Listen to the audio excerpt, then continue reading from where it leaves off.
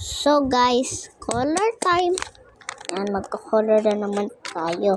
So, umpisahan muna natin yung hair. So, color yellow yung pipiliin ko kasi parang Barbie doll lang yan eh. Basta, ito lang pipiliin ko pag ako nag-decide is ito yung girlfriend ng ng lalaki na kaganinang dinrawing ko.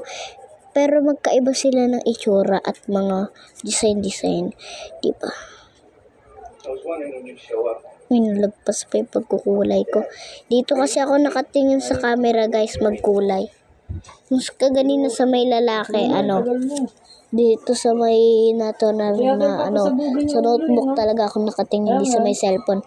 Kasi nakapagkulay ako. Ayan. Okay. Tapos ito, gamitin na natin ito cotton buds para mawala-wala yung mga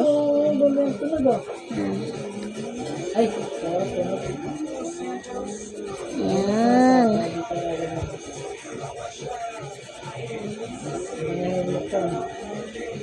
Ayan. Kitang-kita nyo, color yellow. Ayan.